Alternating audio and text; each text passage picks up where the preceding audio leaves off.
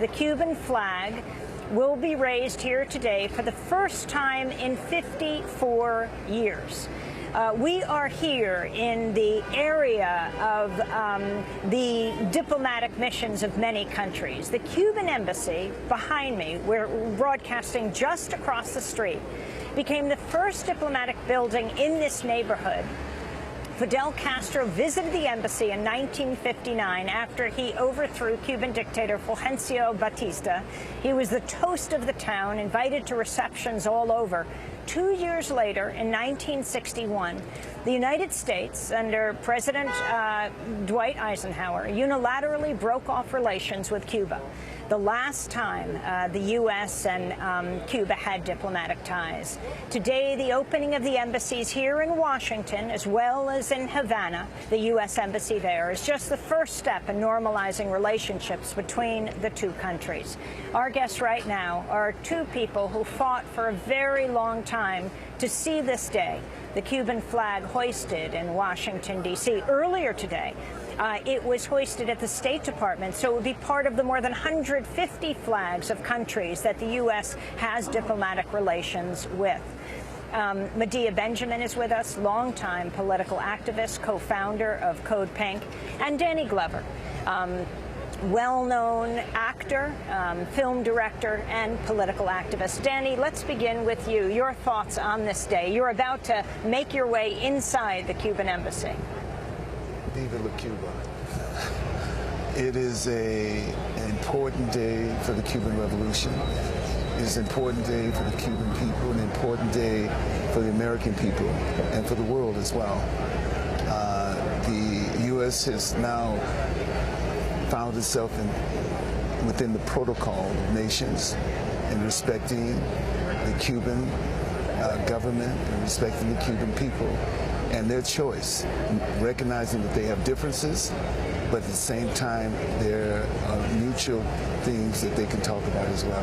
But it's an important day. But just the beginning, because the embargo is still in place. And do you think that embargo anytime soon will be lifted? I mean, you have everyone from the U.S. Chamber of Commerce to Republican governors who've been going to Cuba, as well as CEO after CEO. A lot of political pressure, a lot of capitalist pressure to open Cuba. Well, I think the pressure and certainly the process has started. And I see that a number of other things. The question of Guantanamo is still on the table too as well. So there are many things on the table, and I think we're in the beginning of a process right now. Your thoughts, Medea Benjamin. How many times, Medea, have you been to Cuba? Well, I lived in Cuba, from 79 to 83. And then I've been back to Cuba many, many times. The last time was just in May. I actually... Leading major delegations. Yeah, we took 150 people on our last delegation. We're really encouraging people to go. I mean, you talk about what the future may bring. I think that depends a lot on how much we push. If we encourage people to go, it's still illegal to lie on a beach in Cuba. But the more people who go... It's illegal to go as a tourist. There are 12 categories. You got to squeeze yourself into one of those categories, which is quite easy now. Educational, anybody can say, I'm going to Cuba for educational purposes. But it's ridiculous that we still have to do that and that there aren't commercial flights. So the more people who go, the more this will be irreversible, the more Congress will feel the pressure. There are hundreds of thousands of Americans who are going to Cuba. The numbers have increased by 50% since last year, just since the announcement was made. But it's now, I think, part of people's political duty as progressives to go to Cuba and just keep this opening, make it grow bigger and bigger. Airbnbs, there have been 2,000 of them opened in Havana. And that is fantastic. I mean, to be able to go and stay in a Cuban's home is just wonderful. I mean, Danny, it's just wonderful to go to Cuba anyway, but to understand now that this opening is still not normalized, and if we encourage people to go, if we encourage trade with cooperatives. We as Code Pink, for example, are trading with co-ops right now. We're buying shirts made in Cuba. This is part of encouraging an alternative economy in Cuba, somewhere between the state economy and the private economy. So there's lots we can do to encourage an opening that's good for all of us. And this, the changes that happened in Cuba over the last few years, as well, and certainly Medea mentioned the fact that the alternative cooperatives as a stage, it's not simply in creating or realizing some sort of form of capitalism here, but cooperatives as a reinforcement of socialism as well. I wanted to ask about Assata Shakur. The new U.S.-Cuban relations could impact Assata Shakur, the legendary figure within the Black Panther Party and the Black Liberation Army, who now lives in Cuba, where she has political asylum. Assata Shakur was convicted May 2nd, 1973, killing of a New Jersey state trooper during a shootout that left one of her fellow activists dead. She was shot twice by police during the incident. In 1979, she managed to escape from jail and later fled to Cuba. She's long proclaimed her innocence. In 1998, Democracy Now! Aired her reading an open letter to Pope John Paul II during his trip to Cuba. This is an excerpt. In 1977, I was convicted in a trial that can only be described as a legal lynching. In 1979, I was able to escape with the aid of some of my fellow comrades. I saw this as a necessary step, not only because I was innocent of the charges against me, but because I knew that the racist legal system in the United States, I would receive no justice. I was also afraid that I would be murdered in prison. I later arrived in Cuba, where I am currently living in exile as a political refugee. That was Assata Shakur speaking in 1998 in an open letter to the previous Pope. Interestingly enough, the Pope also will be going to Cuba and served as a crucial secret intermediary in the thawing of relations between the United States and Cuba. Our guests are Medea Benjamin and Danny Glover. Two people who have long fought from their various perches, from the activism of Code Pink to Danny Glover as a world-renowned actor, director, activist. Danny, what will happen with Assata Shakur? There is a multi-million-dollar bounty on her head. She has had political asylum in Cuba for decades. Are you concerned about what will happen? Well, from the standpoint of the Cuban government, they've made it very clear that there's no, the discussion about Shakur, about her, is not on the table. They've made that very clear. I don't know what this country, the United States, will determine what they'll do in terms of what happens to in this situation. I'm not aware of anything that's happening in terms of the discussion, so I would be taking a leap to say anything about that. And I think it's important that we're very careful about what we say about her as well, at this particular point in time, because she's still in a dangerous situation, even though the Cuban government is taking every step to protect her livelihood and protect her. But it's still a very dangerous situation. So I'm not so sure what the dynamics are about that and what discussions, if any, are happening about that. Medea Benjamin. Well, every time we've taken a delegation, we meet with high-level Cuban officials, and we always ask that question. We want the Cubans to know that there's a lot of support for Assata here in the United States. And they always answer the same way, which is that it's not on the table. We feel we have the total right to give political asylum to people in Cuba, and that we have gotten on the path of normalizing relations with the United States without that being on the table, and we're going to stick to that. Medea Benjamin, this issue of high-level politicians in the United States, not to mention CEOs, you have a lot to do with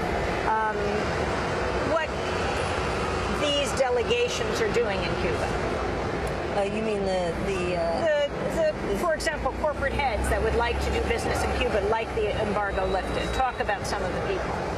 Well, the CEO of Google has been there, Eric Schmidt, the head, Tom Donahue of the Chamber of Commerce, a very right-wing guy.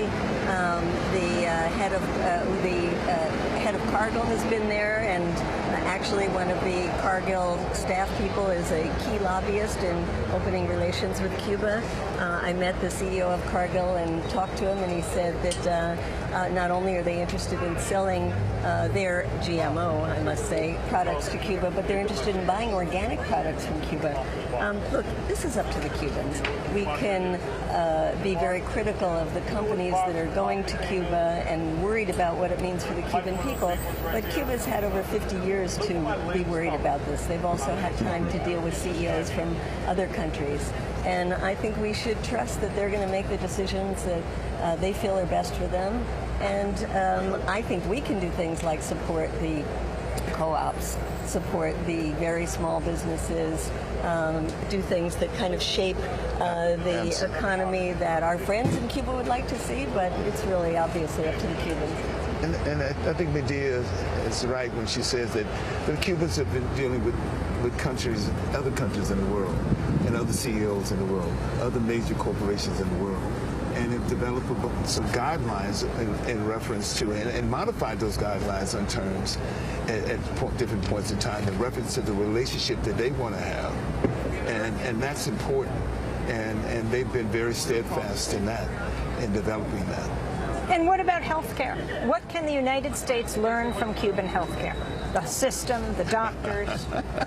Everything. Everything. Yeah, really. I mean, it's amazing. This very poor country is able to have family doctors, so you can go down the street where the doctor will come to your house at a fraction of the cost that we pay for health care. And that Cuba's developed this high-tech bio industry that's producing things that would be so positive here in the United States to stop amputations for limbs of people who have diabetes, to help in cancer treatment. Yeah. So there's so much to learn on both the preventive end as well as the high-tech end. The World Health Organization recently declared Cuba the first country in the world to eliminate the transmission of HIV and syphilis from mother to child. Yeah. And they say that's because of the preventive care that they have.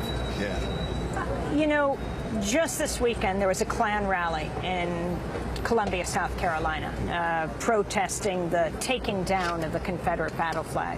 It's interesting in this country, as the Confederate battle flag goes down, the Cuban flag goes up in Washington, D.C., right here. Danny Glover, if you can talk about the Black Lives Matter movement here, and can you relate it to anything that you see going on in Cuba right now? Well, the Black Lives Movement, along with the Dream Defenders and so many other groups, I think there's a process also that is happening in their own politicalization. And what they're beginning to do is to find these relationships with other movements around the world. So there's an international view as well as the kind of perspective from inside right here.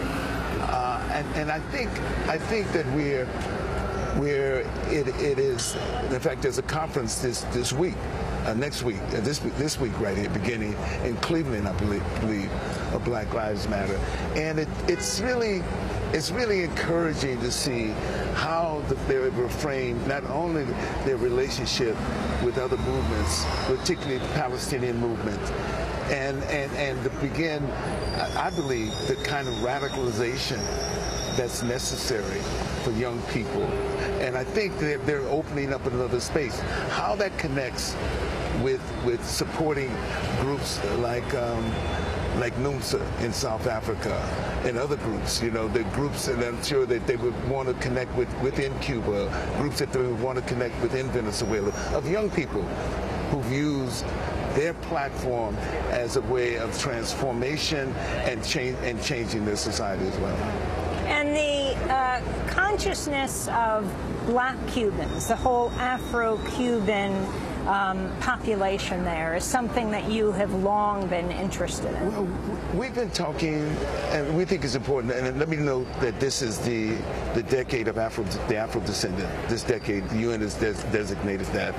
In fact, Venezuela is going to have a major assembly and conference there in 2013. It's 2016, excuse me, 2016. And I think that Cuba is going to play a major role in that. And this is a conversation and a possibility to have another discussion about Afro-descendants in Cuba. The Cuban Revolution has done extraordinary things to change the life of African descendants, but there's still more to be done. Remittances that are sent here don't go often to black Cubans. They often go to white Cubans. So I think there's more to be done. And so I think it opens up the space for us, for progressives, young progressives, to now begin to have a relationship and connect with young Cubans as well. In this last minute that we have, Medea Benjamin, you're holding a party outside the embassy? Yes, we're going to have a party all day long, dancing and music for people who are in the D.C. area to come on down. It's going to be great. And Amy, I also want to say that we're taking a group to Guantanamo in November, and people who are concerned about the issue of the Guantanamo base can join us and go. We're leaving from Miami, but we're going to Guantanamo, and we're going to be part of a Cuban seminar in foreign military bases. So it's a great thing for people to do. And your assessment, Danny Glover, finally, of President Obama in these last seconds that we have and the path he is taking now. Well, I think certainly we have to commend him on what he's done, and there's still more that he could do while he's still in office here, and certainly I'm very proud for what he did. But we also have to acknowledge that the nations in the region said that we don't want to have anything to do at any meeting unless the Cubans are there at the meetings. I want to thank you both for being with us. Danny Glover, Medea Benjamin. That does it for our show. Again today, an historic day in Washington, D.C. We are right here in front of the Cuban embassy. Today, the Cuban flag will go up for the first time in 54 years. Special thanks to Amy Littlefield, Sam Alcoff, Dennis Moynihan, Julie Crosby. Democracy Now! Produced by Mike Burke, Renee Feltz, Nermeen Sheikh, Dina Guzder. I'm Amy Goodman. Our website is democracynow.org to see all of our coverage of Cuba over the years. Thanks so much for joining us.